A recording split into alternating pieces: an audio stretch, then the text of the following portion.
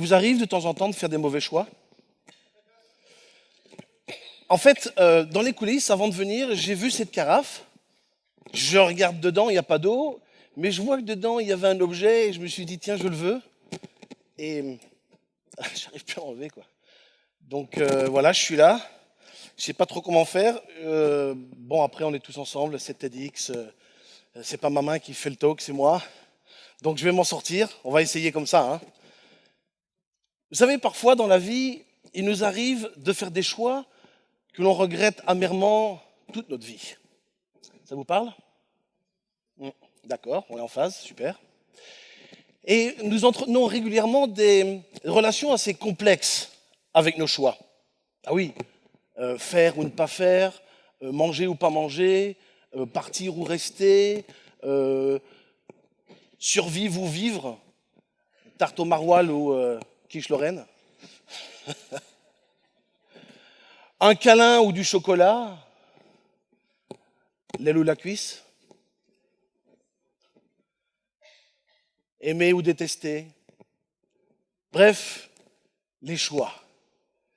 Et parfois, il est important que nous puissions prendre du temps pour prendre des choix. Et il y a des gens qui, vous les connaissez probablement, hein, pas vous bien entendu, mais des gens que vous connaissez, qui attendent toute leur vie avant de prendre des choix importants. Parce qu'ils ont besoin de maîtriser la situation, d'avoir le sentiment qu'ils doivent rassembler toutes les informations nécessaires pour être sûrs que la prise de décision va les mener vers une réussite. Et ils attendent. Et encore. Et on attend. Et puis parfois, il faut se lancer. Et ça s'appelle de l'audace. Ah, l'audace. L'audace, vous savez, qu'on confond souvent avec le courage. On dit souvent, oh là là, il en a du courage, lui. Hein. Alors, laissez-moi juste faire une petite parenthèse. La différence entre l'audace et le courage. Le courage, c'est ce qui nous permet de donner du sens au danger. C'est ce qui nous permet de donner du sens aux événements négatifs de la vie, aux choses que vous subissez. Oui, parce que parfois, la vie ne nous fait pas cadeau. Alors, mesdames et messieurs, soyez rassurés, la vie ne fait cadeau à personne, même aux plus audacieux.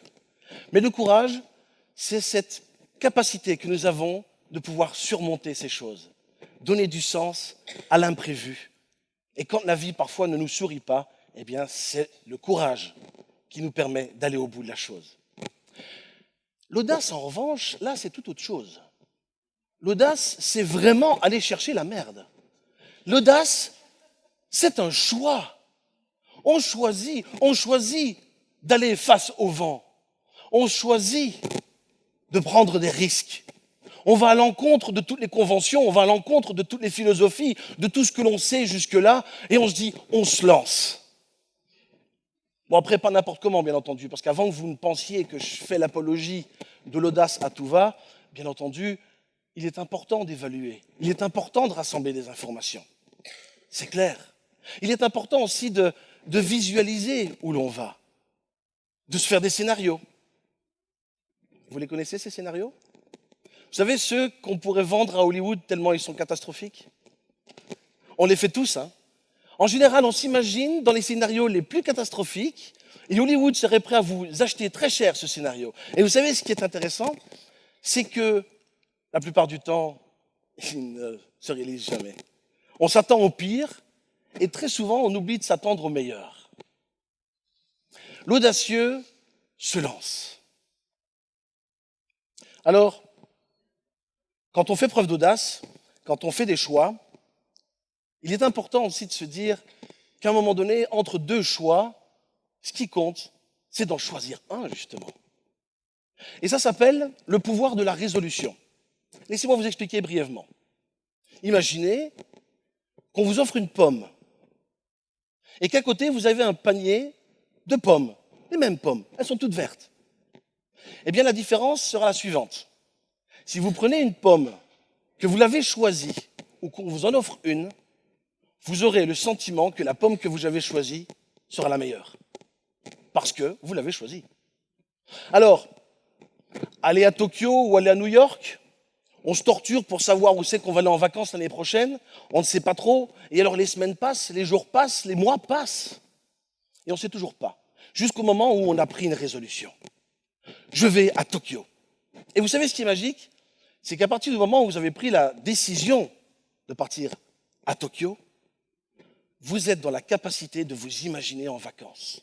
C'est là où le cerveau est capable de vous permettre d'imaginer vos vacances. Vous pouvez planifier quelque chose. Alors bien entendu, ce n'est pas toujours aussi simple. Bien entendu, ce que je vous dis là, c'est juste simplifier un principe qui peut bien entendu être complexe. Alors parfois on fait des choix, on avance, puis on se rend compte que ça ne marche pas. Alors on fait appel à ce qu'on appelle la persévérance. Ben oui, parce qu'on ne réussit pas tous du premier coup. Ça se saurait quand même. Là, en revanche, oui, là j'ai réussi du premier coup. J'ai mis ma main du premier coup, voilà. La persévérance. Et vous savez, à partir du moment où la persévérance devient douloureuse, bon, au fond, c'est pas si grave que ça.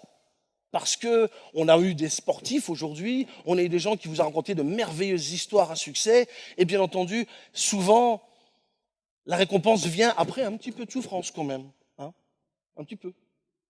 Mais après, quand cette souffrance devient vraiment trop forte, quand on commence à perdre des amis, quand on commence en effet à perdre tout ce que nous avions autour de nous et que ça nous fasse souffrir au point de perdre même la raison, ça s'appelle l'obstination.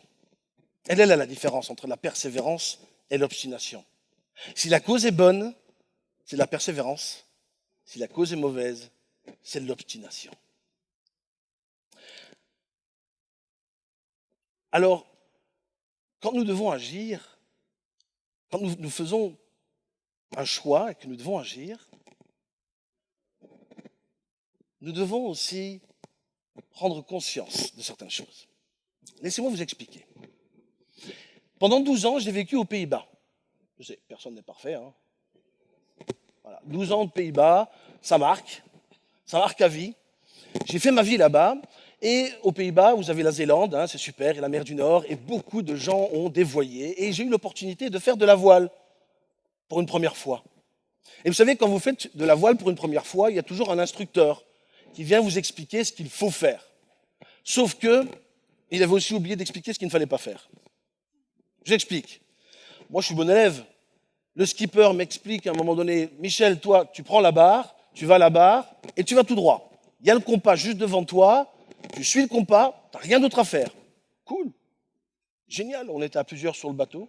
Alors imaginez un peu, le temps est beau, il fait chaud, la mer est d'huile, le vent est favorable, on est parti pour une merveilleuse journée sur la mer du Nord. Sauf que, bien entendu, ça aurait été trop beau si ça pouvait aller comme ça jusqu'au bout. Soudain, le vent tourne. Vous savez ce qui se passe sur un voilier quand le vent tourne et que vous tenez la barre? Juste tenir la barre? Il y a des personnes qui font de la voile ici? Vous savez ce que c'est que de prendre du roulis? C'est qu'à un moment donné, le bateau s'est mis à prendre du roulis. Il penchait de plus en plus fort. Moi, je tiens la barre, je ne comprends rien. Moi, je fais tout ce qu'on m'a demandé. Je suis le cap. Le skipper qui sort de la cabine, il me pousse, il prend la barre, il commence à crier à tout l'équipage, il faut changer les voiles de position. Ah oui, mais on ne savait pas. Et donc, en effet, tout le monde s'est atterré à changer les voiles de position pour changer l'angle de ces voiles. Et le bateau s'est progressivement redressé et nous avons pu continuer notre course. Alors, bien entendu, nous avons dévié. Ce n'est pas bien grave. Nous avons dévié, mais nous étions sains et saufs. Imaginez, revenir à la nage à la mer du Nord, c'est plutôt glagla. Pas gagné. Ce qui est intéressant dans cette histoire, c'est que la vie m'avait offert une merveilleuse métaphore. Vous connaissez l'expression être capitaine du navire, être capitaine de sa propre vie? Je l'ai compris ce jour-là. C'est tout simplement que nous pouvons en effet parfois perdre du temps à pester sur les éléments, poser des questions auxquelles nous n'aurons jamais aucune réponse. Mais pourquoi le vent a tourné? Ça allait si bien. Mais pourquoi le courant a changé? C'était parfait. Je ne comprends pas, là on était vraiment sur la route et il y a tout qu'à bouger. Ou alors ces questions qu'on se pose parfois, vous savez, vous allez reconnaître, regardez. Pourquoi moi? Ouais, on est en phase? Ou qu'est-ce que j'ai fait aux cieux pour mériter ça. Comme si, en fait, la vie, on devait mériter ou pas. Hein. Alors, pourquoi moi? Laissez-moi vous expliquer une chose. Vous n'aurez jamais la réponse. Donc, c'est déjà sympa. Je vous offre ces cadeaux. Ne vous posez plus cette question. Vous n'aurez jamais la réponse. Parce que ce n'est pas juste pourquoi vous, c'est tout le monde. D'accord? On est tous à la même enseigne. On est tous égaux à ce niveau-là. Pourquoi moi? C'est juste pas la bonne question. Posez-vous juste les questions qui vont vous permettre d'agir, qui vont vous permettre de changer les voiles de position. Alors, il faut que je prenne une décision. Je peux faire plusieurs choses. Hein. Je peux prendre plusieurs décisions. Je peux venir là dans la salle et vous demander de m'aider, mais j'ai peur d'avoir mal. Oui, parce que oui, peur d'avoir mal. Ça aussi. C'est ce qui fait qu'on veut maîtriser aussi, qu'on a peur de prendre des décisions, c'est qu'on a peur d'avoir mal. Ben oui, on n'est pas masochiste quand même. On n'aime pas échouer. Enfin, pas tous. On n'aime pas avoir mal. Alors, je vais vous expliquer quelque chose. En Amérique du Sud et en Inde, il y a des chasseurs qui capturent les singes à l'aide de pièges, faits de noix de coco, avec une petite ouverture. Et dans la noix de coco, ils y mettent un fruit ou une friandise. Le singe s'approche, met la main dedans, prend la friandise et ne la lâchera jamais.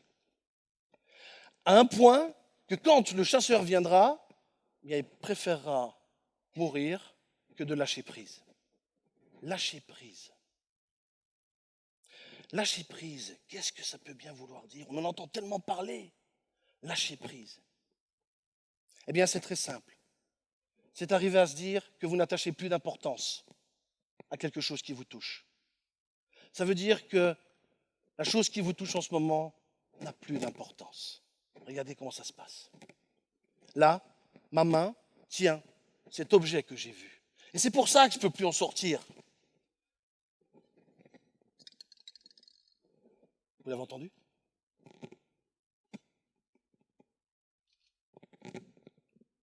Et maintenant, puisque j'ai lâché prise, je peux prendre du recul.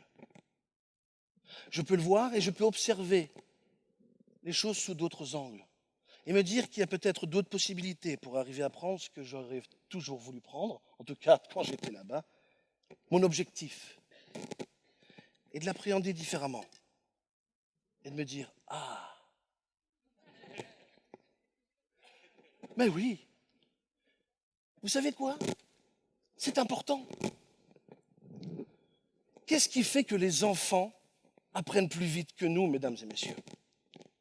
Parce qu'ils sont enfants? Non, mauvaise question. Mauvaise réponse. Tout simplement parce qu'ils ne savent pas que c'est impossible. Parce qu'un enfant n'est pas encore formaté par tu ne peux pas, c'est pas possible, tu n'es pas capable, tu n'y arriveras pas. Parce qu'un enfant croit que c'est possible.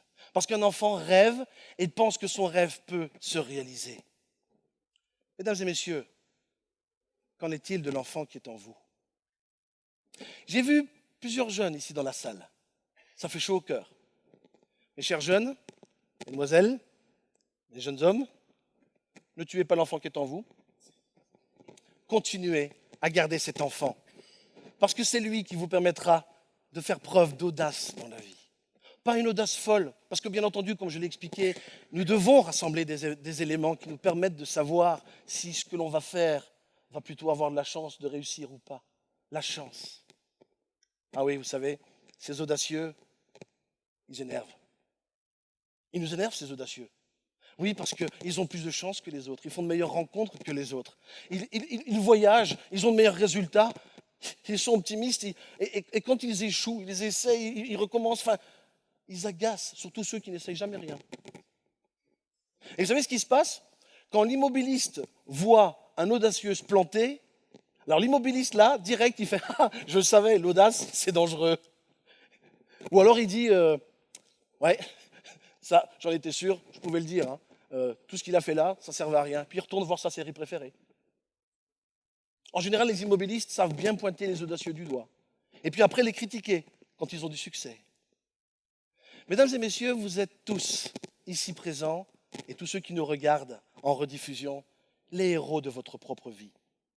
Parce que tous, à un moment de votre vie, vous avez fait preuve et de courage et d'audace.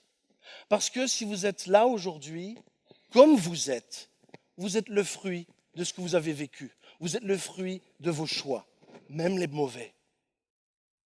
Parce qu'être audacieux, c'est aussi prendre le risque, bien entendu, d'échouer, mais c'est aussi le risque de réussir.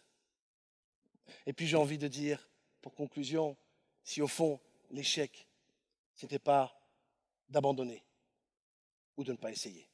Je vous remercie.